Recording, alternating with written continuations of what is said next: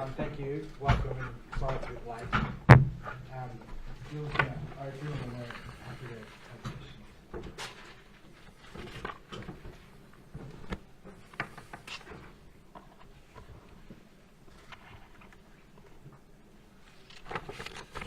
Thanks everyone for coming. Appreciate it was late notice and it's more short notice late in the day. Today we announce a set of outcomes in relation to the independent panel investigation into allegations of inappropriate conduct at the Hawthorn Football Club. I want to say that for the moment the Hawthorn Football Club's Bin Mada report was leaked without any opportunity for input from the persons against whom serious allegations were made. There's been a period of high distress for all parties. The AFL wishes to reiterate and acknowledge the significant emotional toll it's taken on everyone affected by this complex and delicate situation. Those who told their stories and those who stood accused, and the public nature of how it has played out since late September last year. With this backdrop, any investigation was going to be challenging. We believe strongly, as we did in setting up the independent investigation in October 2022, that the appointment of an independent panel is and was the best possible way to deal with these serious allegations. The AFL thanks panel chairman Bernard Quinn KC and panel members Tim Goodwin, Jacqueline Turfrey and Julie Buxton for their work over the last 7 months. The purpose of the independent panel investigation was to investigate relevant matters and make recommendations to the AFL, including as to whether any persons should be the subject of disciplinary action for breach of AFL rules, and the resolution today should be viewed through that lens. The AFL is only able to impose sanctions for breaches of AFL rules on persons subject to the AFL rules, and respects the right of the various parties to the investigation and those who decided not to participate to pursue claims in other legal forums. Our outcomes today do not interfere with those rights. Today, the AFL and the 6 complainants who took part in the process, with the endorsement of the independent panel, including panel chairman Bernard Quinn KC, have resolved as follows. No adverse findings have been made in the independent investigation against any of the individuals against whom allegations have been made. The complainants wish to resolve all differences with the AFL. As a result of this agreement, the complainants do not wish to pursue the independent panel investigation, which they wholeheartedly supported, or make any claims against the AFL in any other process, including the Australian Human Rights Commission or court in relation to their allegations. The complainants agree that the allegations that they have made should not be further investigated by the independent panel. The AFL has now terminated the independent panel investigation with no charges to be brought against any person subject to the AFL rules as a result of the independent investigation. The agreement today does not preclude the complainants from taking other action, or preclude the AFL from bringing a charge under AFL rules against Hawthorn Football Club with respect to the commissioning and oversight of the Bin Mada report. The AFL acknowledges each one of the complainants feels hurt, pain and anguish following their time at Hawthorn, and the parties acknowledge that the manner in which their allegations were leaked to the media was not in any party's best interests.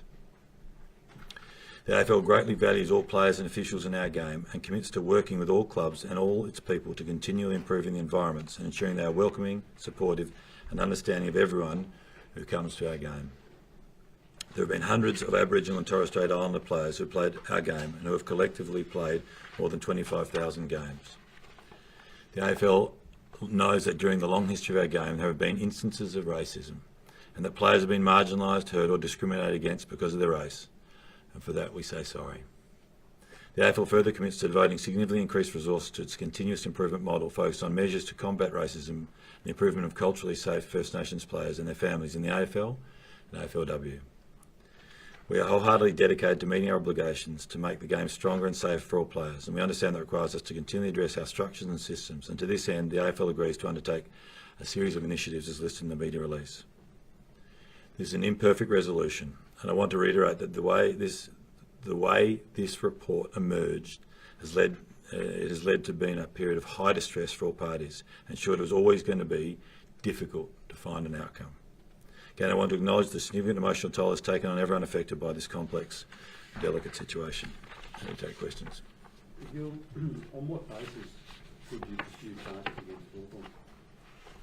I'm asking what rule does that come under? Well, that'll be a decision for the General Counsel and or the Commission, but obviously there's a broad range of rules, whether it be conduct unbecoming or bring the game into disrepute or whatever it is. I'm not preempting it, but I'm certainly not ruling that out. And given that this has dragged on for 8 months, is this something that you would fast track so you don't have this drawn out any further?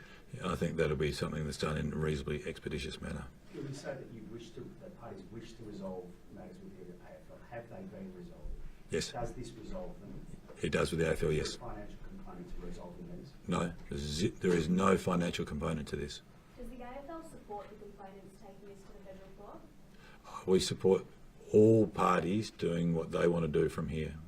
I'm not making a comment whether they should or should not. We were supportive of any action that individuals would want to take forward. Do you expect that to happen from both sides of this situation? I'm not going to preempt or make comment on that, Damo. I think that this has been a very difficult period for everyone involved. I think that it's one of the more challenging things that I've seen in the game, and I just want to acknowledge the pain and the toll of all involved. And I'd go back to this report being leaked in the way it was, and there was always going to be a difficult period ahead, and the pain that's been experienced by everyone who's been a part of this, I want to acknowledge it. Is there scope to investigate the Zach story? Does the AFL have any plans to look at that? I think, again, I'm comfortable to say that Zach wasn't a party to this. I think that if the people want things looked at, they need to be able to be comfortable telling their story, and if there's something that needs to be looked at, we would, but we don't have anything in front of us. Gil, you've resolved that there's no charges against the 3 individual respondents. Have you spoken with them, and are they comfortable with this settlement? I mean, you've acknowledged hurt to the people who Yes. made the claims, but you've not acknowledged.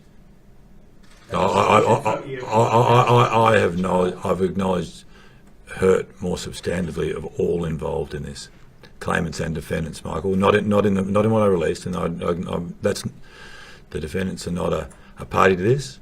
Yeah. But more broadly, there's been hurt everywhere, and I want to acknowledge that. With regard to the referencing in the Hawthorn undecided element, what specifically is it that you may look at? I think that the process whereby allegations were aired without anybody having the ability to respond to them has provided an environment where there has been many parties, complainants and the defendants, put in a hugely vulnerable situation, and it's had an impact across the industry for all First Nations people and others, and I think that's something that needs to be contemplated. So Gil, does it with the Hawthorn, if Hawthorn is to be charged under bringing... Yeah, and I'm not saying that, I'm just saying there's nothing about this. I'm not putting words in your mouth, I'm Yes. just asking the question. If they are to be charged under some umbrella rule, would that be a monetary penalty? Could it be points? Could it be... I'm not prejudging anything, Tony. The point I made was this resolution today doesn't preclude that, and certainly doesn't say that it's not definitive that it would happen. It's just being clear. How can the independent panel make these findings, having not interviewed the coaches? The independent panel has got a whole series of documents, other pieces with them. They actually endorse a resolution. This is a resolution today that was stimulated by a request from the complainants for mediation. There's a whole series of documents that are with the panel. It's a resolution that's been worked through with the AFL and the complainants, and it's been endorsed by the independent panel chairman, given all the stuff he has in front of him. The panel represented through the chairman. But it's also not endorsed by the individual respondents. They're not a party to it, no. You call this an imperfect resolution. What's a desirable outcome? I think it's an outcome that gives certainty for the defendants that there are no adverse findings, and it's been given a process that has been endorsed by the complainants where they feel heard. Part of this is people who have historically feel hurt and anguish, which I acknowledge, providing a forum for them to be heard, and that's happened through this as well. With the formation of the independent panel, with hindsight, would you or could you, AFL, have done it any differently? I've thought about that a lot, Damo.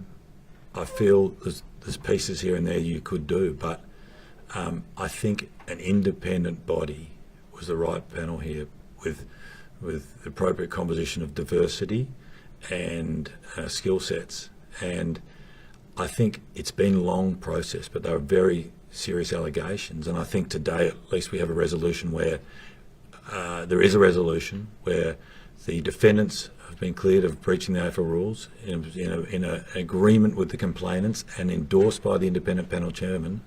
And we also have complainants who endorse the process and feel heard through it. And I think in the end, from where we were, I feel as difficult and imperfect as it is, it's a situation that actually has brought this thing to a head. If you had got line of sight on what was in the Hawthorn report, before it was given to you and the manner it was given to you, what would you have said that needed to happen before you would get involved? If I'd seen it before, just to clarify again. Before it was given to you, in the manner in which it was given to you, without a right of reply to the three people who were facing allegations. I'll widen it out, Damon, to say that I think, one of the learnings is that reports might get commissioned, but they need to be living, breathing documents and that change with different facts and different circumstances. And I think the construct needed to evolve and be fluid given the seriousness of the allegations that emerged through it. Just to clarify, have there been any payments to the complainants at all? No. Zero. Who will conduct the investigation now into the Hawthorn component of this? That'll be led by the General Counsel, Stephen Mead. Great. Thanks. Last one, Sam. Will Andrew Newbold, he stay on with the commission? He's an AFL commissioner. Yep. Thanks everyone. Sorry it's late. Thanks a lot.